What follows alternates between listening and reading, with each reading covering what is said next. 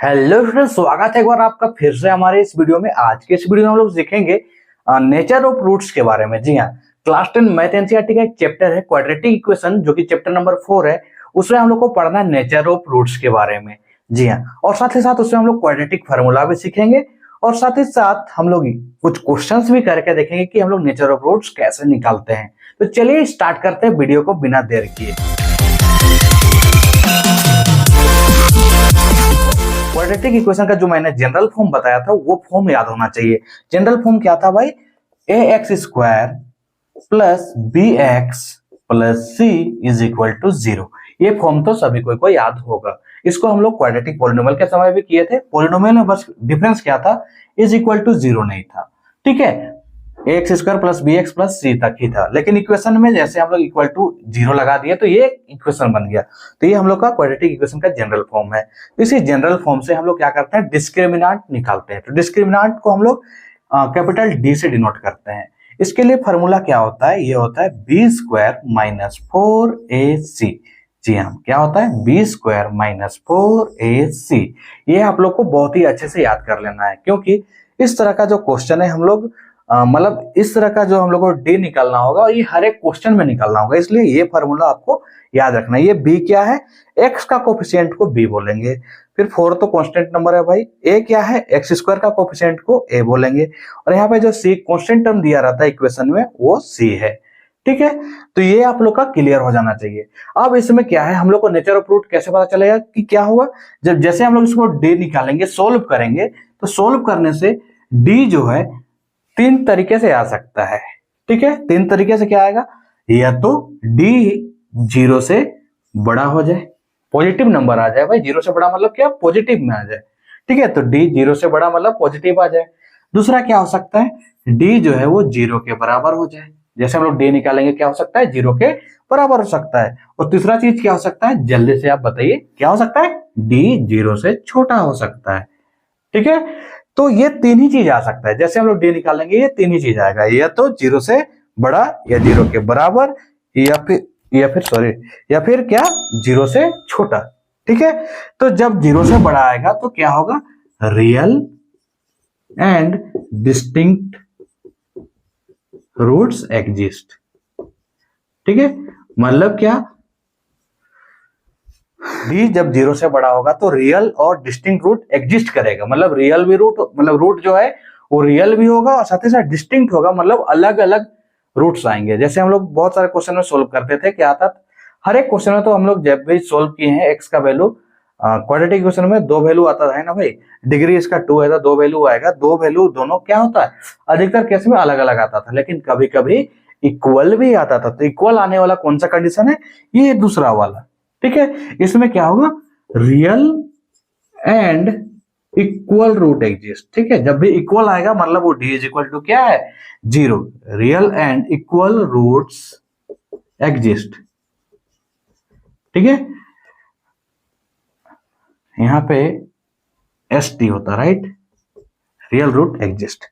ठीक है ना, डी इज इक्वल टू 0 होगा तो रियल और इक्वल रूट एग्जिस्ट। ठीक है, रियल और इक्वल रूट्स आएगा। उसके बाद अगर डी जो है 0 से छोटा हो जाए, तब हम लोग का क्या होगा, रियल रूट एग्जिस्ट नहीं करेगा, मतलब इमेजिनरी रूट्स आएंगे। और इमेजिनरी रूट्स के बारे में क्लास 10 में नहीं पढ़ाई करना है, इसके बारे में हम लोग क्लास 11th के टॉपिक में पढ़ेंगे। ठीक है, तो यहाँ पे हम लोग क्या लिख देंगे, इमेजिनरी रूट्स लिखने के नहीं है, क्योंकि इमेजिनरी के बारे में हम लोग को जानकारी भी नहीं है। तो हम लोग यहाँ पे क्या लिखेंगे, real root does not exist. क्या लिखेंगे, रियल रूट्स डज नॉट, ठीक है, does not exist, right, real root does not exist. Clear है यहां तक? अब इसमें आपको जैसा कि मैंने बोला, एक क्वाड्रेटिक फार्मूला हम लोग को पता चल जाता है इसी से। तो क्वाड्रेटिक फार्मूला में हम लोग क्या निकालना होता है, ये जो x है उसका वैल्यू निकालना होता है। ठीक है, तो x इज इक्वल टू क्या हो जाएगा, ये क्वाड्रेटिक फार्मूला भाई, क्या चीज है ये, quadratic formula. x is equal to क्या हो जाएगा, माइनस बी प्लस माइनस, यहाँ पे प्लस और माइनस दोनों साइन। ठीक है, 2 रूट्स आते हैं, इसलिए एक बार प्लस के साथ लेंगे, एक बार माइनस के साथ लेंगे, इसलिए प्लस माइनस दोनों लिख देते हैं। Minus b plus minus root under b square minus 4ac।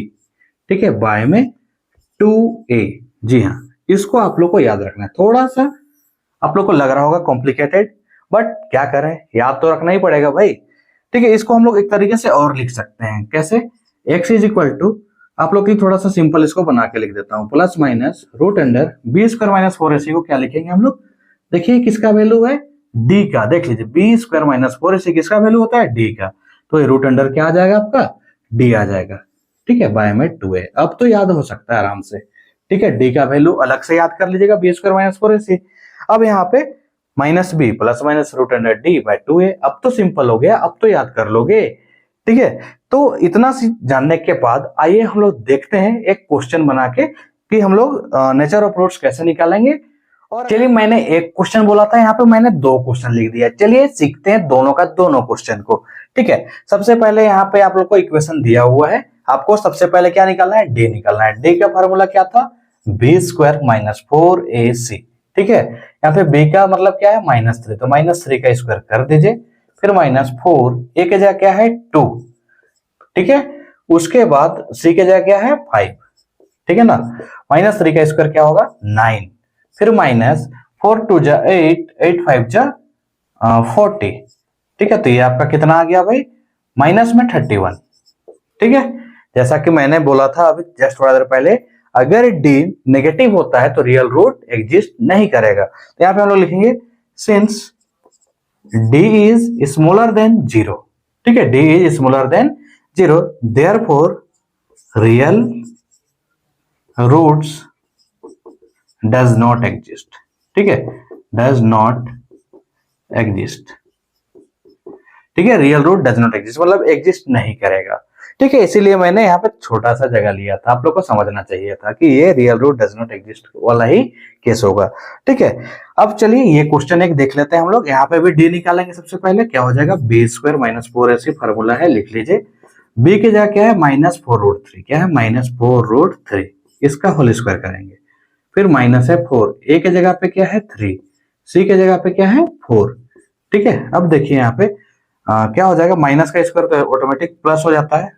अब √3 है, √3 का स्क्वायर 3 हो जाएगा, और 4 का स्क्वायर 16, 16 त्रिज्या क्या हो जाएगा 48। चलिए 48 हो गया।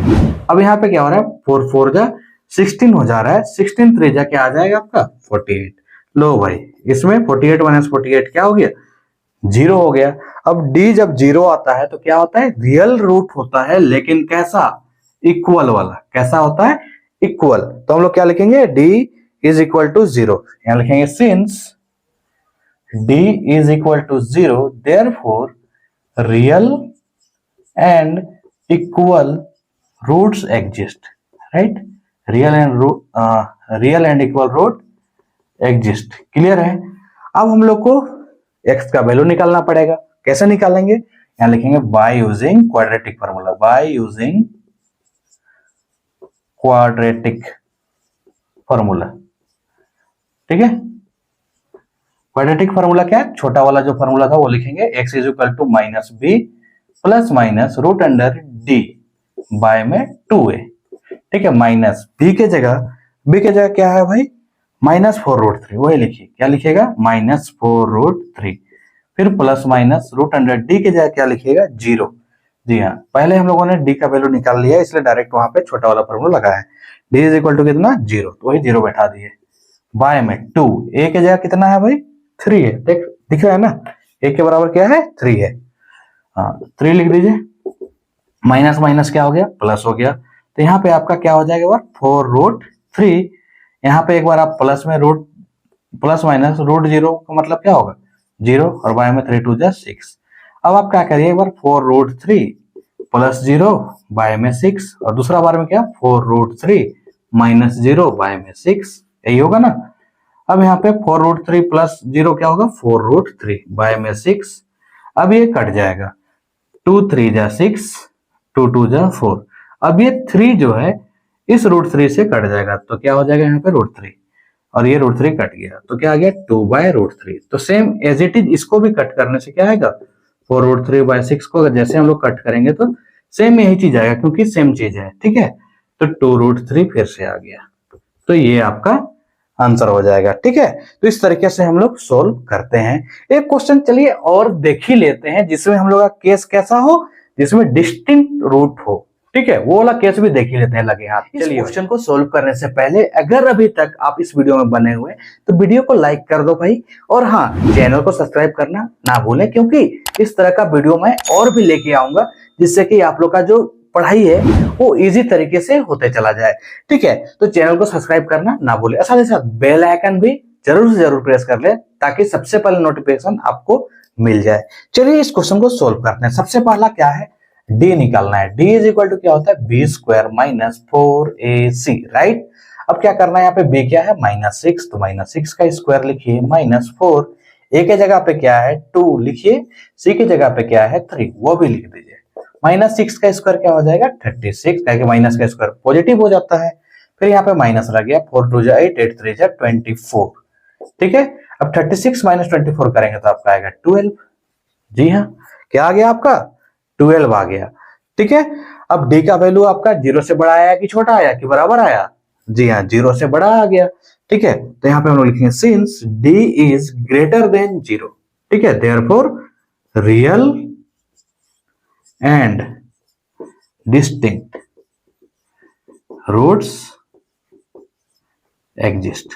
ठीक है, real and distinct roots exist, तो रियल और डिस्टिंक्ट रूट एग्जिस्ट होता है तो क्या करना है हम लोग को, क्वाड्रेटिक फार्मूला यूज करना है। यहाँ लिखेंगे क्या, बाय यूजिंग, नाउ लिख लीजिए भाई पहले तो, नाउ बाय यूजिंग, ठीक है, बाय यूजिंग क्वाड्रेटिक फार्मूला।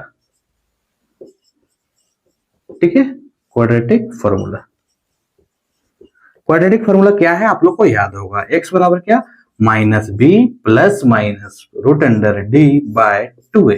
मेरे साथ साथ बोलिए, x is equal to -b plus minus root under D by 2a। इसको 10 बार रिपीट कर लीजिए, 20 बार रिपीट कर लीजिए, जब तक याद ना हो तब तक रिपीट कर लीजिए, सिंपल सा है, याद हो ही जाएगा। ठीक है, चलिए अब इसमें वैल्यू पुट करते हैं। -b के जगह क्या है भाई -6 बैठा दीजिए, ठीक है, plus minus root under D के जगह क्या है 12, उसको भी लिख लीजिए, बाय में 2, ए के जगह पे क्या है 2, उसको भी लिख लीजिए, कोई दिक्कत नहीं है। आइए हम लोग इधर देख लेते हैं थोड़ा सा, माइनस माइनस क्या हो जाएगा प्लस में 6 हो जाएगा, एक्स इज इक्वल टू लिख लेते हैं यहाँ पे, x is equal to minus minus plus में 6 हो जाएगा। ठीक है, फिर प्लस माइनस रूट अंडर 12, देखिए रूट अंडर 12 को आप क्या लिख सकते हैं, ठीक है, यहाँ पे थोड़ा सा समझ लीजिए, रूट अंडर 12 को आप 4 इंटू 3 करके लिख सकते हैं 12 को। अब 4 को जैसे आप रूट से बाहर ले जाइएगा क्या बनेगा, 4 जैसे रूट से बाहर जाएगा तो बन जाएगा 2, और अंदर में क्या बच जाएगा √3। ठीक है, तो हम लोग रूट क्या है भाई, √12 के जगह क्या लिख सकते हैं 2√3 लिख सकते हैं, क्या लिख सकते हैं 2√3, और बाय में क्या बच जाएगा हमारा 2 2 जा 4। ठीक है, अब यहां से आप 2 को कॉमन निकाल लीजिए, ज्यादा अच्छा रहेगा, 2 को एक साथ हम लोग कॉमन निकाल लेते हैं, क्योंकि यहाँ भी 2 है, यहाँ भी 2 है, यहाँ से 2 कट जाएगा, इसलिए 2 कॉमन निकाल रहे हैं, यहाँ बच जाएगा 3 plus minus root under 3 by में 4, अब ये इससे कट जाएगा, हम लोग क्या हो गया 3 प्लस माइनस √3 डिवाइडेड बाय 2।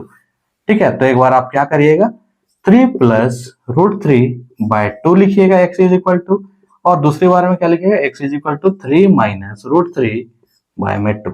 इस तरीके से आपका दो सॉल्यूशंस आ गया है। आई होप कि आप लोग को ये जो कॉन्सेप्ट है नेचर ऑफ रूट्स के साथ साथ क्वाड्रेटिक इक्वेशन का जो क्वेश्चन है क्वाड्रेटिक फार्मूला से कैसे बनाते हैं वो आप लोग को समझ में आ गया होगा। तो वीडियो को एक लाइक जरूर से जरूर कर दें। अब वीडियो काफी लंबा हो चुका है तो बाकी का क्वेश्चन जो है मैं नेक्स्ट वीडियो में बताऊंगा। तब तक Click the show link and subscribe the channel and press bell icon for latest videos.